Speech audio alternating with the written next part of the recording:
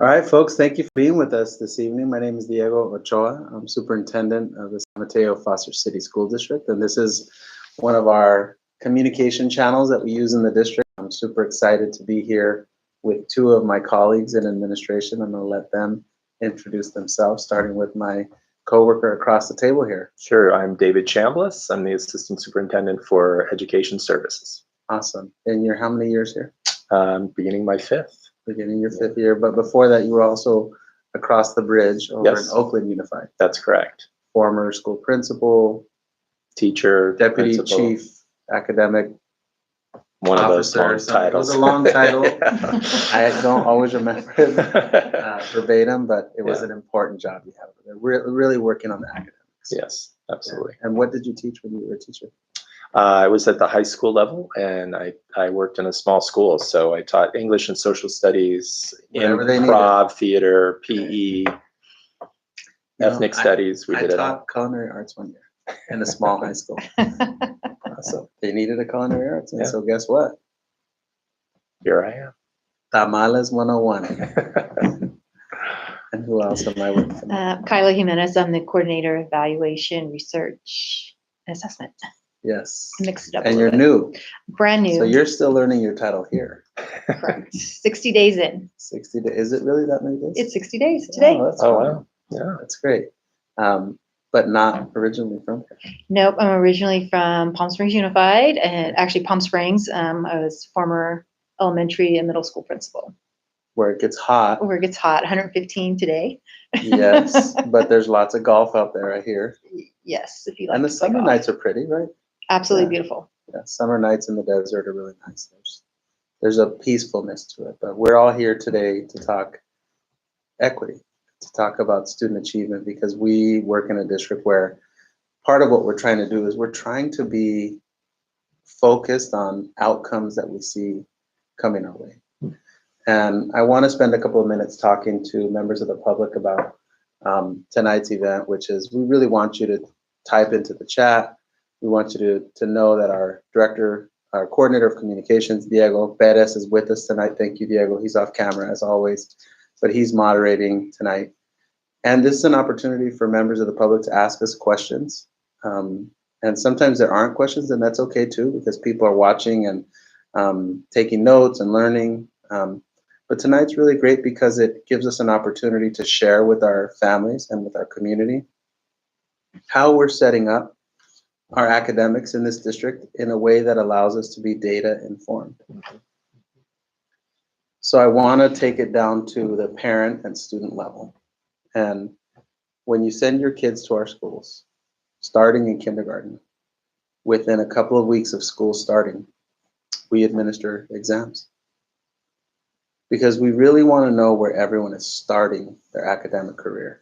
So if you're at home as a parent, one of the things that you can easily understand is we basically start with letter identification. We'll actually show kids letters on pieces of paper and say, tell me what this letter is. So we're trying to identify at that point in time in kindergarten, a child's ability to see the letter M as an example and say, this is a letter M. And we take them through the whole alphabet.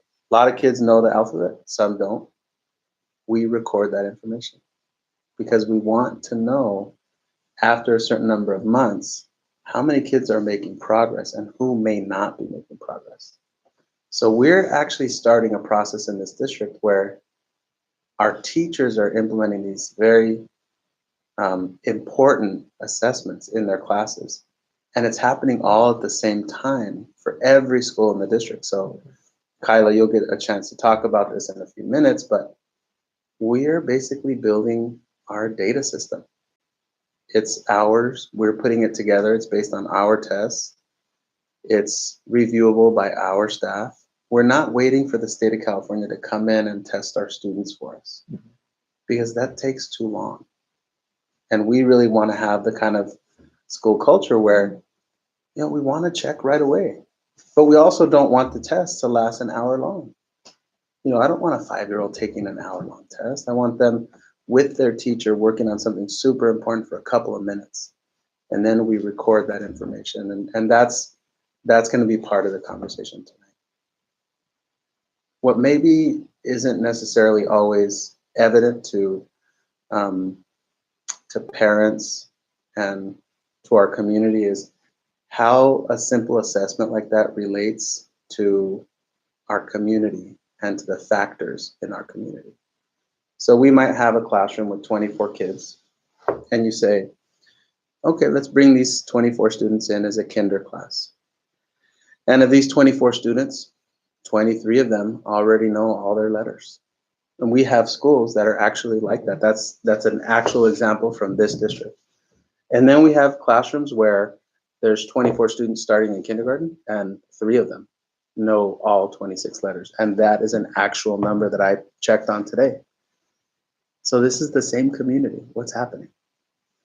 And that's something we're going to talk tonight about, the L3 report, and some very, very important data analysis that we've begun to do in this district, and how it's causing us to really look in the mirror and think about how our programs work and who the programs are benefiting, so that we can arrive at outcomes that make the most sense for our students, outcomes that are socially just, that give kids that need more support, basically more access to support. And then the last thing that we're going to talk about is how our instruction is changing as a result of these analyses and as a result of some different programs that we have in place. So what do you think? Sounds good. Good. That's great. Yeah. All right, so Kyla, I'm going to start with you. You are our new coordinator for assessment, research, and evaluation. We have almost 11,000 kids going to 21 different schools, TK all the way through 8th grade. And your role is, you're the keeper of all of the strategies and programs that we use to collect information about how students are scoring. We've got some parents out there who don't know what Illuminate is. So what I want to give you an opportunity to do is talk to some of these parents that are out there that are going to tune into this event and really want to know what Illuminate is, because we've talked about that in other meetings. We just actually recorded a podcast. Is that right, Diego? And I think Diego just sent out the update about the podcast. You two were in there with me. We talked about Illuminate in that podcast. So explain it. What is Illuminate and how do we use it? Well, Illuminate is an online platform that we use to pretty much house our data. And what each student, when they take a test, their score is recorded into Illuminate. It can be like a grade book. That's a great example. It is like a grade book. It'll have all the student identification in there, first name, last name, who their teacher is, grade level, what school they're at. It allows the teacher to give the assessment, enter their score, and then we're able to use the whole classroom results to determine how students are doing, both at an individual, class level, a school level, and a district level, in all areas from math, English, reading, science, social studies, our state test scores. And then it allows us to pull reports even by student groups. So if we're looking at our Latinx students, we can pull reports to see how our Latinx students are doing it towards the whole group of students or other student groups. Yeah. So it allows us to break that down. But it's a really good place for teachers and sites to be able to give the assessment, put the results in, and then be able to pull reports and find out how our students are doing and monitor it over time. Not just one time, but throughout the year. Yeah, I think a lot of parts of our lives are becoming more systematized in this way. I think about, like, I have one of those doorbell systems, you know, the Ring camera, the ADT, the cameras and all that, right? And at the end of the month, I actually get a report that tells me when it rang, how many minutes it took for somebody to respond, how many reports of, you know, an accidental trip. So that system is taking information and recording it, and then it's organizing it so that I understand how the system's working. I think all of us do some form of online banking, and you can go in and select, I only want to see purchases. I only want to see purchases that happen using a credit card. I only want to see deposits, and you can go in and sort of, and I think Illuminate is kind of like that too, where on the user side, all of us are able to really go in and say, like, if I was really interested in looking at Park School, I could just select Park School only and only look at their data. Correct. Yes.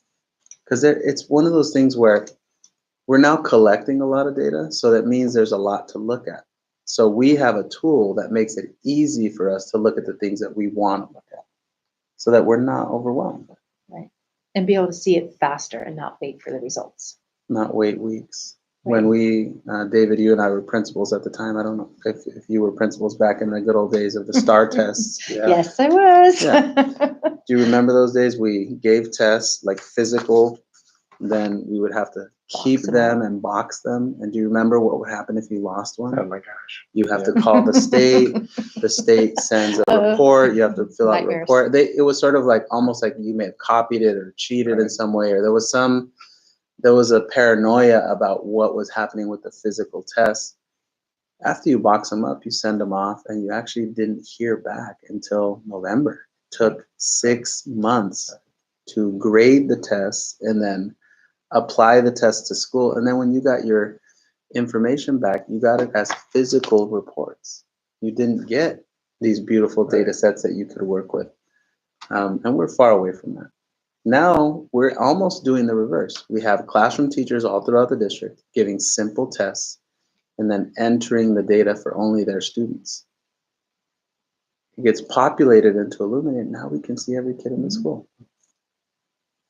Amazing. Yeah. David, did you read the article that came out yesterday about Los Angeles Unified? It was national news. They talked about the hack. That was another one. Okay, sorry. This is a big district. So yes, they also got hacked. And our data is quite well protected. So it was more about they sort of told the community that their test scores really took a huge drop. Right. A few weeks ago, September 1st, the New York Times published an article. Mm-hmm. It's a long article. We're talking about the New York Times here. They don't publish 300-word articles, but this is a very long article. And, the premise of the article was state test scores and test scores look to have had a really, really big decline nationwide. Mm-hmm. You work as an educational services assistant superintendent. You know a lot of people regionally, statewide, probably even nationally. What are you hearing from other educators, from other people in our profession about how test scores look in general throughout the state? Yeah, I mean, we heard this conversation start during the pandemic, and now we're just seeing more data that is confirming, at least, sort of nationally and across California, and even in our county, that, we have experienced learning loss, that students are performing at much lower levels than students at the same age did in years past. So it's a consistent pattern that we're seeing. Yeah. Because they're basically taking kids and seeing where they were before the pandemic happened, and then comparing it to where they are now and saying, hey, they declined a lot. They fell backwards. I'm hearing 8, 10, 12, 15% decreases for many, many of the superintendents I work with and I talk to. There's a lot of concern about that, but we have our preliminary results and we don't see that. We don't. No, that's correct. What's your sense about why the data looks different in our district? Well, I think it was work that began certainly during the pandemic with our teachers making that transition to distance learning and being still being effective and engaging students in learning. I also think it's the work that we did particularly last year, because we've seen, even from the data that we got last year, we've seen some really nice progress and improvement based on that. Yeah. And I think it's because we're using the data that we have, we're increasingly clear about who needs what supports do we need to do, were those supports effective, how do we shift them? There's a section in the L3 report talking about that. Yeah. Right, the Math Boost program and some of the work that we did there. Before we got on camera tonight, we were talking about some of the programs that we're now able to pull even more data and even more useful information about how kids are using our intervention programs. We'll talk a little bit about that. But it was almost like we waited just a little bit at the start of last year, but then we started to kick some interventions into gear. And we actually went backwards to check to see if we provided a child with tutoring, how did that student end up doing on the state test? And we saw some really good results. That's true. Yes. Yeah. So it isn't just sort of an overall idea. We actually have the information to say this tutoring program helped students in this way. And we'll get into some of the details about how it didn't help. I'm going to transition now into this report and talk about the L3 report. What this is for parents, this is a report that attempts to give parents a view into our thinking. As educators, we spend hundreds of hours a year talking about state test scores, talking about internal test scores. And I think sometimes we forget how important it is for parents to know what we're talking about and why we're talking about it. That's really the reason we created the L3 report, was because we wanted to give parents and community members a place that they could go to find as much information as possible. That included our analysis of that information. That's what's in this report that, to my knowledge, very few districts throughout the state are doing anything this introspective. David, you've been in other districts. You've seen a lot come and go.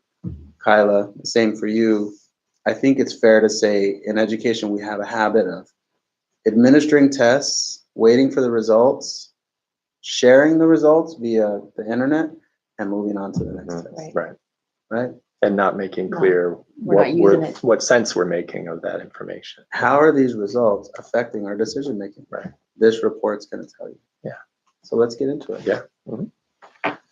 What we basically found through this report, we found there's 3 root causes affecting our state test scores. Those root causes are early literacy, access to preschool, and systemic interventions.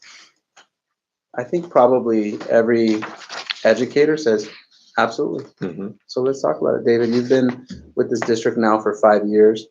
Talk to the parents a little bit about the early literacy changes we're putting into place this year. Yes.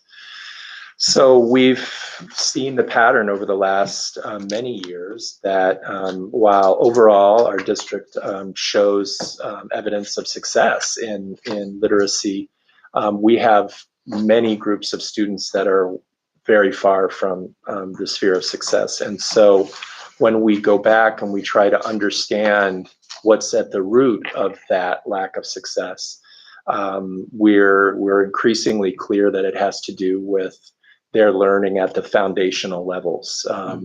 The foundational skills that are taught in kindergarten, first and second, are where we see the root. And then obviously in later years, that's compounded by other challenges about not being able to access grade level learning. So in looking at that data, it makes sense that we needed to make some shifts in how we approach this. And so there is a way of teaching reading that we have used really in this district for close to 20 years.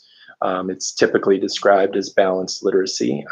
And we are now shifting away from that and looking at much more explicit instruction in what we call the foundational skills. So this is how we identify and are able to pronounce words. So the way kids are learning to read in this year's kindergarten is different than last year. That's correct. Yeah. How different? Dramatically different. Really different. Right. And I think that's important for families to know. Yeah. If you just go online and Google reading wars, reading controversy, reading styles, you'll find articles from every major newspaper: LA, Miami, New York, San Francisco, and the New Yorker, and all of these, the Washington Post. And what you find out is that there has been a simmering debate happening, but it's really become one of the hottest debates in our business and education, talking about why we use a reading program, the one we used to use, that year after year produced the same low results for a lot of kids. Mm-hmm. And that's what we found in our data analysis. Yes. And that's why we made this change. Right. So talk a little bit about the process we went through this summer, and actually it continued on today. Yeah, absolutely. So anytime you're asking a large group of teachers to make a shift in their approach to teaching, you have to make sure that they all have access to good professional development. And so we as a district committed to 5 additional days this summer where teachers could opt into either joining us in June for 3 days of this structured literacy training, or in August.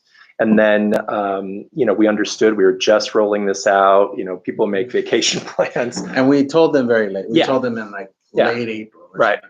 And still we had, hundreds of teachers who made the adjustment and joined us. So that was incredible. But we have to understand that for this shift to work, everybody needs to be receive the training. And so right now we're literally working with those teachers who are unable to join us in June or August.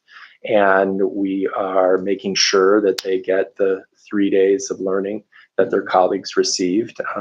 And this way we can say as an entire system, everybody is at least beginning with the core foundational training they need to be successful in this. Well, and I think what parents want to know is if you did a 3-day training last summer and you're following it up for anyone who wasn't able to attend, is it really just that?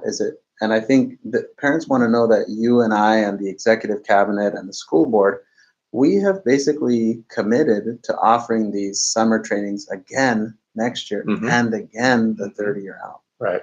This is a long-term commitment. Right, because we have teachers who move from higher grades down to lower next year, or new teachers join us. So you have to have a cross-year plan. Yeah, and we want to do an advanced training because we want the knowledge base around this new way of teaching reading to really go deep. To really get to the core of students becoming readers early and often. I held up this paper a few minutes ago. You'll see on there's lots of circles. They kind of look the same if you look carefully at this. And I think, Diego, if you can put a link to the L3 in the chat so people can click on there, that'd be amazing. But basically, we just sent out this L3 in the district's communications, and Diego Perez, who's off camera right now, he shares with me, he's got some very fancy data reports, and I think this is like the most popular document we've put out since they invented sliced bread or something. A lot of people open this document, basically, because we can check to see that data. So I'm happy about that's that. exciting. We want people to look at this, but we also want to acknowledge that when we pulled this data, we were trying to figure out who's not reading and what's the impact of not reading. And what we basically found was that if you're not reading in first grade, it means you have a really hard time reading in second grade. And it means you have a really hard time reading in third grade. And what we ended up finding out was that not being able to read at grade level in third grade made it almost impossible for you to show us what you had learned in math. Right. In the L3 report, we show sample math problems, and they look like reading problems. They're super difficult language. The vocabulary is high level. So maybe the kid knows the answer, but they can't read the question properly, and they get the wrong answer. We'll go back over and over again over the concept of early literacy because we want to really challenge the perception that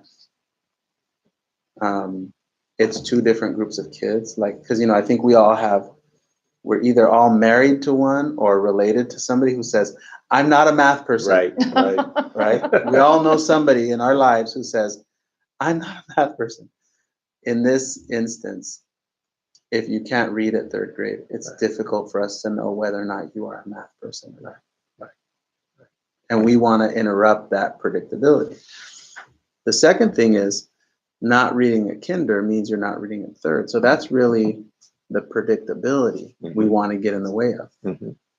We have a new reading program in place. We have new reading supports. Talk a little bit about the structure of our teachers on special assignments for language and literacy, or our TOSAs. Right, right.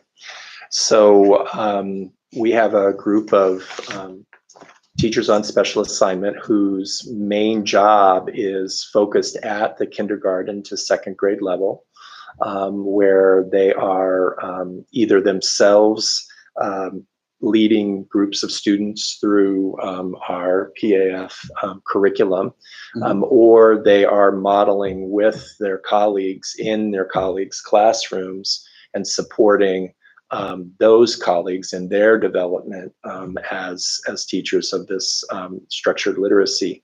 So the key, I think, here for us, especially given we've had teachers on special assignment in the past, but it's the extreme targeting and focusing of their work around just this foundational literacy work that is so important, a very important shift in how we're going to move forward. Yeah, I think we're putting our teachers with more kids. We're having more in-class tutoring. We're having more day-to-day monitoring and tutoring. We did have a message come in through YouTube, and one of our parents submitted this, so thank you for doing that.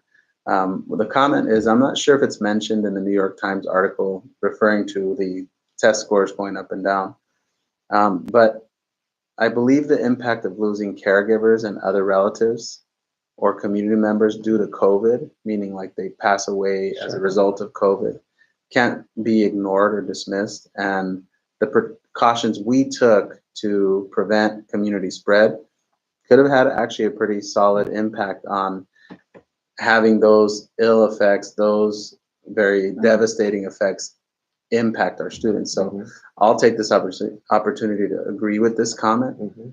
As a district, we were one of the most out there, on the street, handing out the tests, masking, tests. I mean, we did, in our district, we have close to 11,000.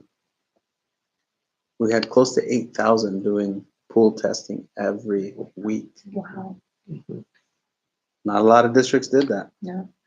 Out by Palm Springs, that wasn't a common thing over there. Nope. Not 8,000 a week. Not 8,000 a week. In a district of And 25,000. it happened at every school. Yeah. And it was week after week. And every week we found kids who were COVID positive and staff. Diego, if you recall, was producing a weekly, remember that? Update. The PDF dashboard. We were one of the first districts to start that. Our data was very telling about how the spread was in some parts of the year just different than what we saw in surrounding communities. And there were schools and school districts that had days lost and school closures, and we did an amazing job of averting a lot of those kind of situations. And big kudos to our school nurses and to Susie Riley and her team, to Diego Perez on the communication side, all of our principals and our teachers and staff who helped keep these kids healthy and safe. And I just want to agree. I want to give a little bit of a kudos to the person that submitted that, because I think that's a part of it too. Yeah. Being here and being socially and emotionally healthy during this process was definitely a part of it. A second root cause we found in this report is access to preschool. So as a former high school principal, I can tell you every senior English teacher says, if those 11th grade English teachers would just get them more prepared. Every 11th grade teacher says, if those 10th grade ELA teachers could just, right? So I don't have to keep going, high school about those middle school teachers. And the middle school down to elementary. So I don't get to do that because we're pre-K through 8. Right. So we have to look in the mirror. Right. Now, the preschool program's interesting in this district. First and foremost, the data is conclusive. Preschool is a positive thing. It helps kids get ready for school. And the way state preschools work in the state of California, so we have a legislature and a governor who's like really in strong support of preschool and preschool access. So how I look at it is a math equation. In our district, we have 3,600 students who qualify financially for a California state preschool. So we go kinder, first, second, third, fourth, fifth, sixth, seventh, eighth grade. 9 grades. 3,600 divided by 9 is about 400 kids per grade level. Okay. You would think, okay, then you need a preschool for 400 kids, but actually preschool is a 2-year program. So you actually need 800 seats in our California state preschool, and we had less than 200 last year. We need 800 seats, and we had less than 200. So the first thing is, our program is too small. It's just not serving the number of kids we need it to serve, and that's a super important thing for us to recognize. The second thing is, if we give them preschool, what happens for them academically? Well, as we pointed out earlier, when teachers give a reading test, they put it into Illuminate, and it stays there.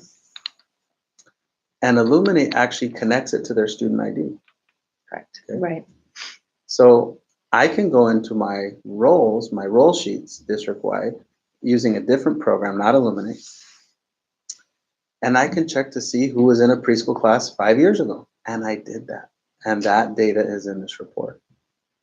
So I went and found 3 and 4-year-olds when they were 3 and 4 in 2018, which meant in 19 they were 4, in 20 they were 5, in 21 they were 6, which would have been first grade. And then if they were 4, it means that they were 7, which would mean second grade. And I basically wanted to find out, if they went to our preschool, how did they do when they were 6 and 7? Very interesting data. I'm going to share it with you. When we looked at their data, we saw that 60% of them were at or above grade level. We're talking about kids whose families earn an income. I think it's below $75,000 for a family of 3. In this community, that is not a lot of money. $75,000 for a family of 3 is really, really at risk in this community. Housing costs, I mean, just putting food on the table, that's a significant challenge economically. If you're at that economic level and you qualify for a preschool and you got into our preschool, I went and checked to see how you were reading when you turned 6 and 7. 60% are reading at grade level. That's great. That's an awesome starting point. An additional 18% are nearly at grade level, and only 22% of the students who had preschool are not reading at grade level. So the reason that that's so important is because nationally, there's about 8 to 10% of kids in any given school or community that are not reading at grade level.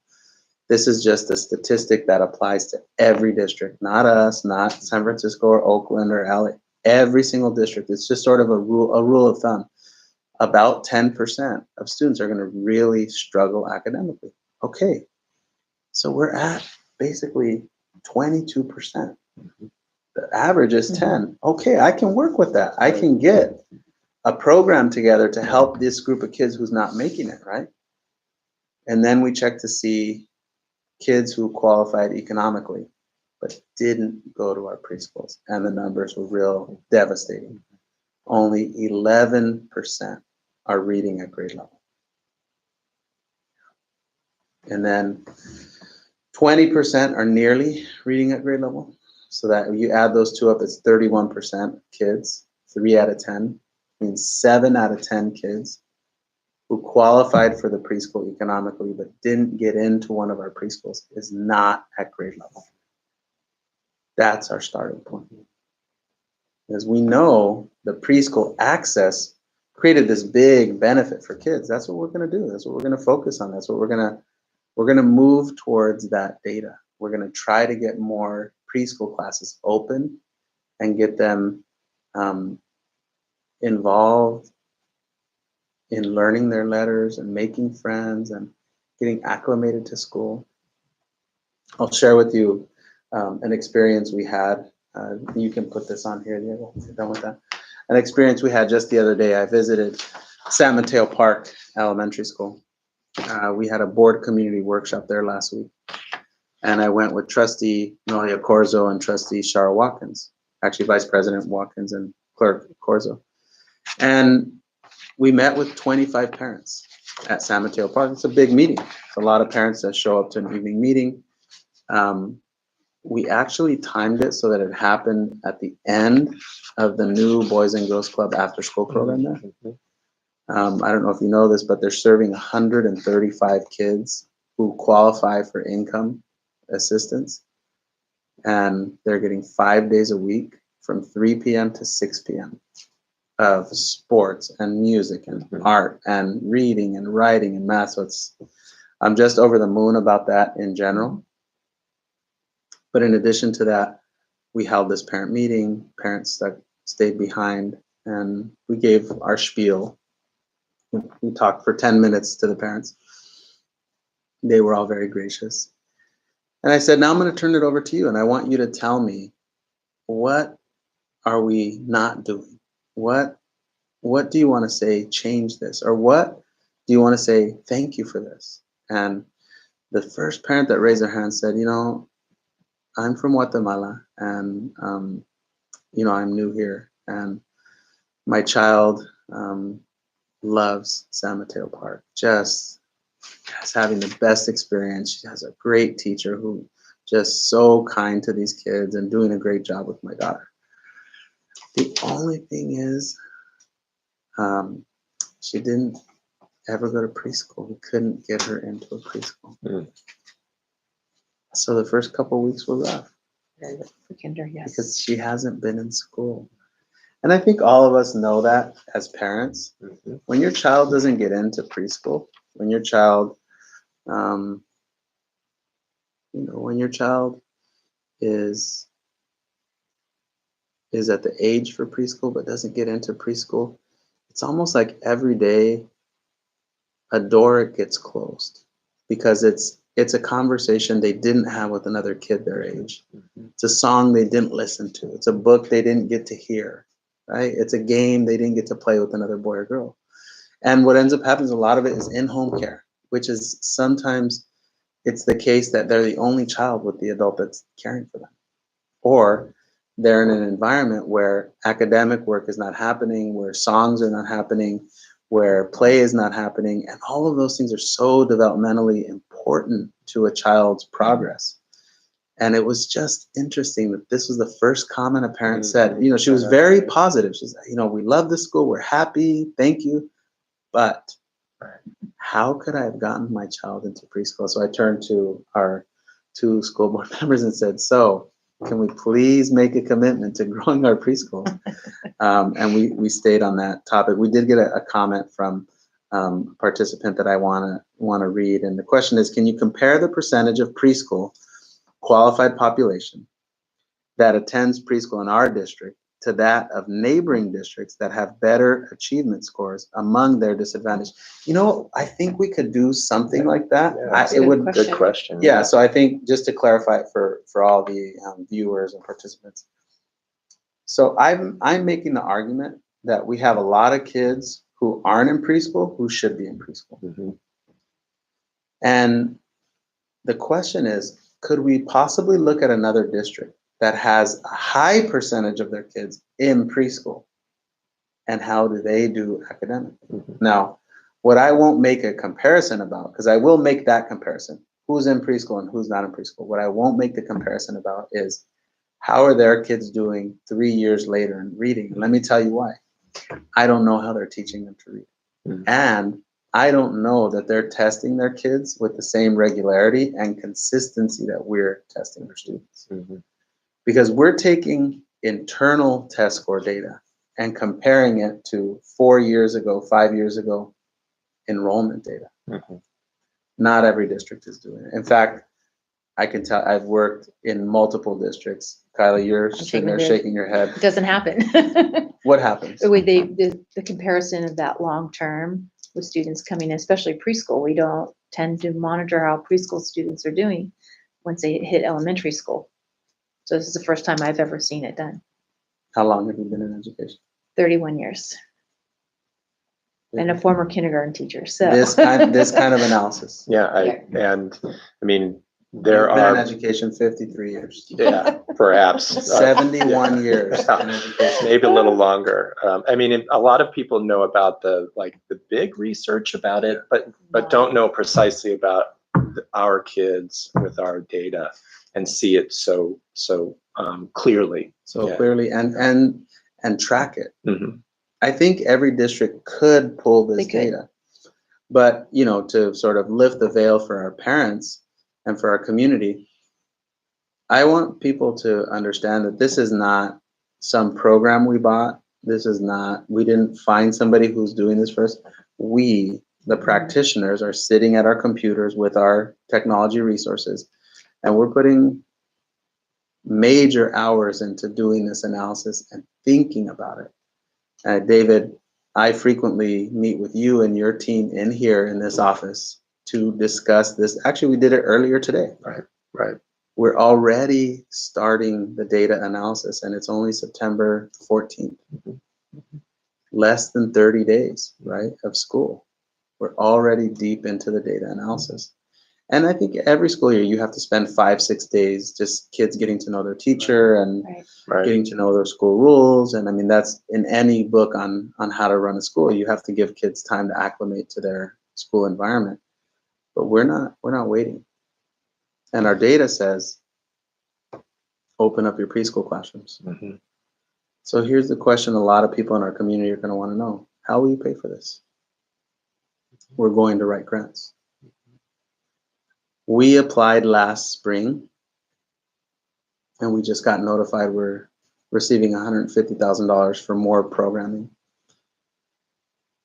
At the time, I was disappointed we didn't apply for more.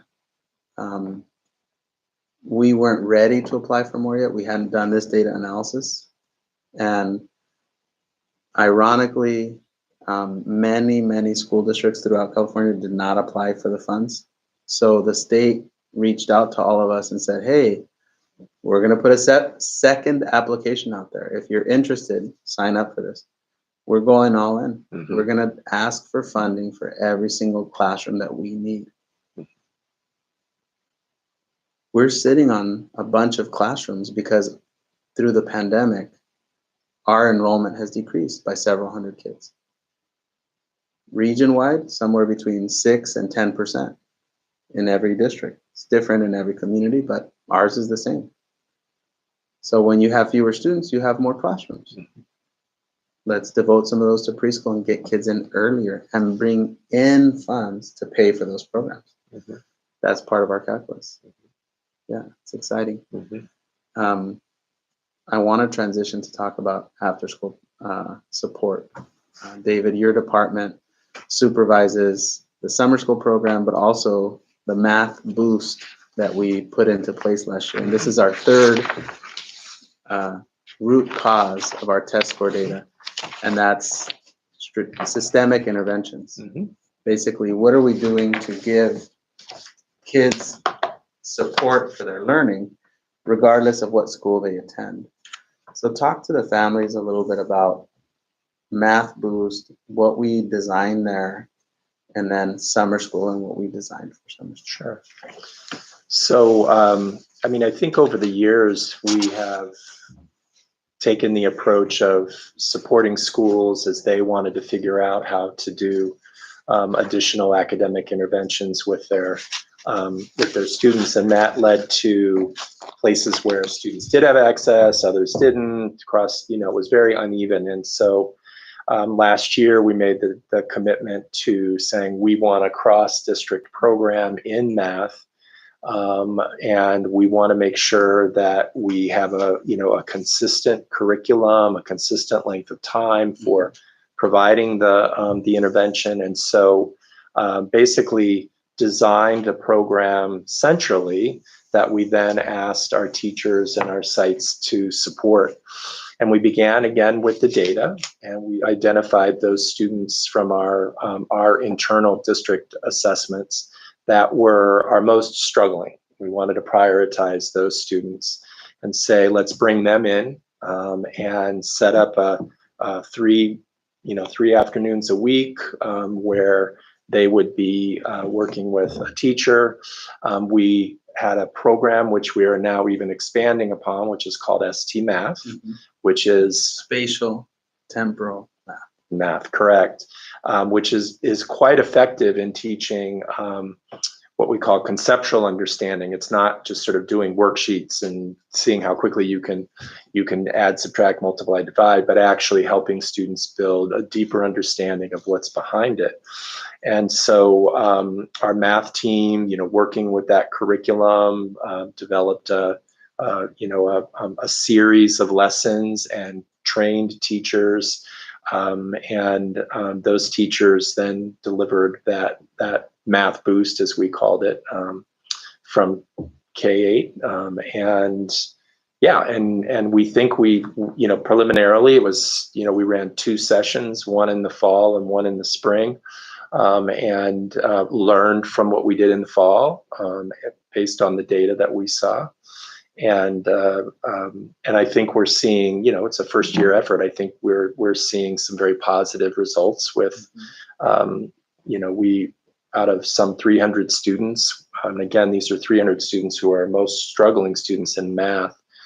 Over 130 of them became near to actually meeting grade level standards on our state assessment, which is really quite an acceleration in their learning. So. Yeah, because when we decided who needed the tutoring, we were basically pulling students who, according to their test result, were the furthest behind. Right, not meeting.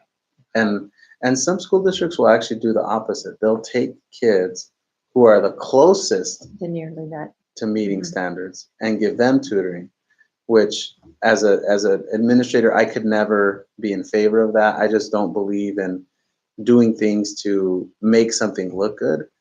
I want to always identify kids who need support and give them the support. If all of them need support, give them all support. But if we are going to start with the kids who really need the support, then let's say they go all the way up to nearly meeting standards but miss one question, they still made a lot of progress, because we can actually see that too. Yeah. And you and I looked at that data together. Yeah, the actual. Plenty of kids moved into nearing standards. A lot of kids met standards. Another group exceeded standards, but a lot of kids almost nearly met standards. If they had gotten one more question right, they would have nearly met standards. So we feel good about that, because we know that where they may have been really far behind, they ended the school year only a little bit behind. And now those 3rd graders have become 4th graders, and those 4th graders have become 5th graders, and there are students for years to come. In the L3 report, we showed data for English and math, and we specifically called out students with special needs and English learners. And our data as a district is positive. It's great data. High numbers of kids meeting and exceeding, pretty solid numbers of kids nearly meeting standards. There are a lot of school districts in California that would love to have our data when you look at district-wide data. When you look at English learners or students with special needs, the data isn't positive. It has huge achievement gaps. And we call that out in our report. Yeah, we discovered that how effective is Math Boost? Well, I just shared some information about that, but when we look at students who are still in the early stages of learning English, it didn't effectively accelerate their learning. So we need to see that and know it and redesign and improve on what we did last year. And that's what we pointed out. When we looked at the results of the student tutoring data, we were super excited to see that 130 kids had made that progress. And then we started to say, well, let's only look at the kids who went to tutoring and didn't show that progress. And basically what we found was it was very much related to their English language acquisition. We were tutoring them in math, but we looked up their English language acquisition and found that if students were in the category of well-developed English language skills, they did pretty good on their state test in math. And if they were somewhat well developed, they did less well. And if they were minimally developed, almost none of them did well on those state tests in math. So we've landed on, we have to go back and change how we tutor students who lack English skills. So this year we might actually have a little bit of a different tutoring program for kids who need more language support and one for kids who have well-developed language skills. Because the tutoring program we created last year really benefited the kids with well-developed language skills. And that's what I think is so great about us being data informed, is we are basically going that third and fourth and fifth and sixth layer to understand what's causing achievement or what's getting in the way of achievement. It's innovative. It's all part of our structure of having a person with Kyla's background. You have a team of people. You have 2 directors of curriculum and instruction. One focuses on elementary, one focuses on middle school. You've got a report under there talking about your 6th grade math results. And as you recall, we had a lot of really controversial meetings last year for 6th grade math. We had late night school board meetings until 1, 2 in the morning. And you presented at most of them. That couldn't have been easy for you. You seem a lot more relaxed now, but we sort of had a plan. Talk a little bit about what we did to try to change achievement for 6th grade math.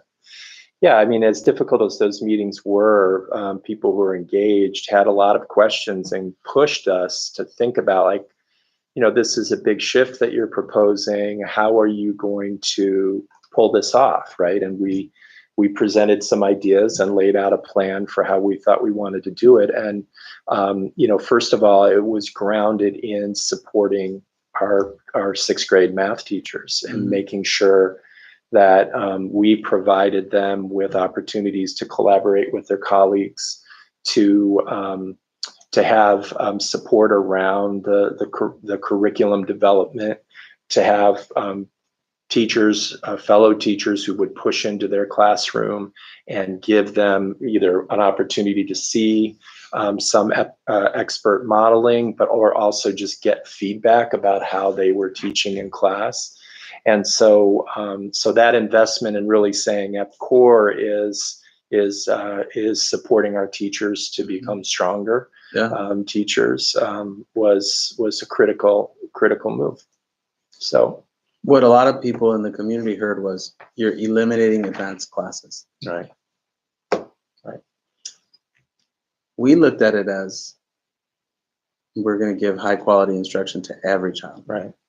And I think it was hard for the community to think about that, because when something used to exist and then it doesn't exist anymore, it feels like it's being taken away.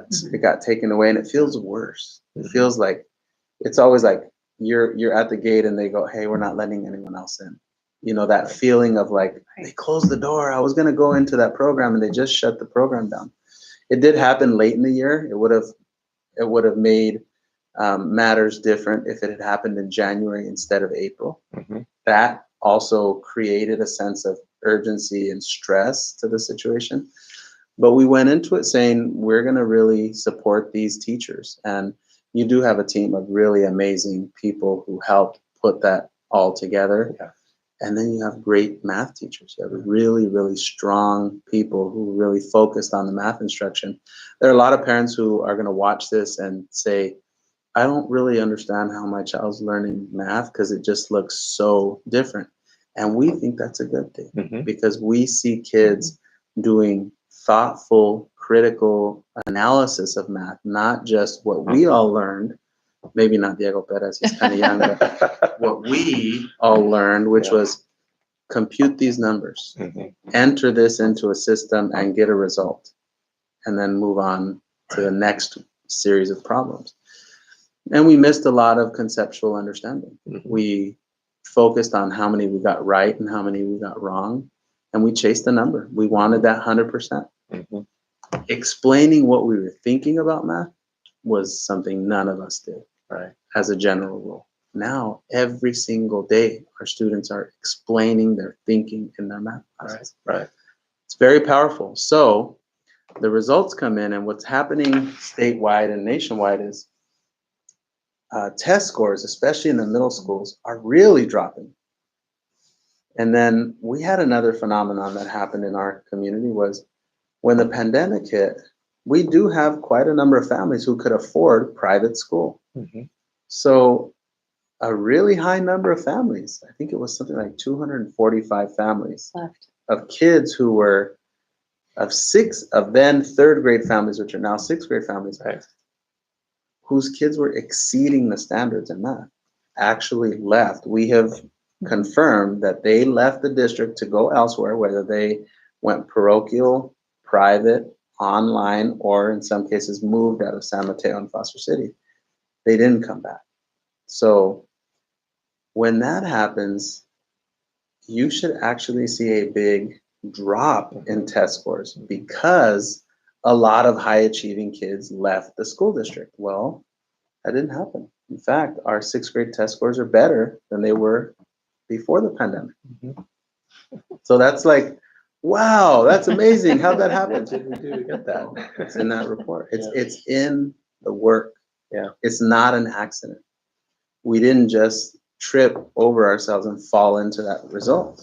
We did a lot of things to create that result. And this year, we took that math coaching, math development program, and we brought it to third grade and to seventh grade. So when we look at next year's test scores, I predict we're going to see big gains in third grade and seventh grade. And then the following year, we're going to move to fourth and fifth grade and eighth grade.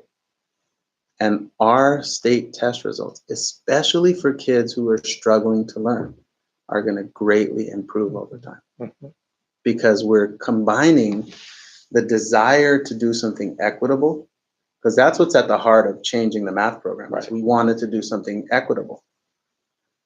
And we're pairing it with highly effective strategies with pedagogy. We got an awesome question regarding PTA, and it dovetails a little bit with this conversation. And the question is there anything that PTAs, especially at Title I schools, can do, can take to support equity? And I want to suggest a couple. Number one, as parents, hold meetings if you can in person, if we're all healthy, and create community with all families. We now have a team of community services specialists, and their data is shown on page 34. I'm going to hold it up so everyone can see it. Basically, these gals, these wonderful, wonderful professionals have been calling families of Laurel, Park, Lead, and Sunnybrae all spring and all summer and now all fall, reminding them, use our tutoring programs, use our Footsteps of Brilliance, use our ST Math. And we're checking to see how students are doing at those 4 schools in terms of using their program, and they're exceeding every school. Students at Park, Laurel, Lead, and Sunnybrae are using those programs more than students at Baywood, Foster City, Brewer Island, Highlands, George Hall, Meadow Heights, Beresford, every school in the district.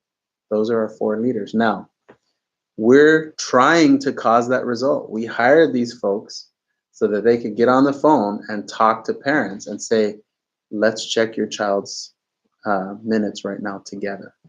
And they're connecting with families.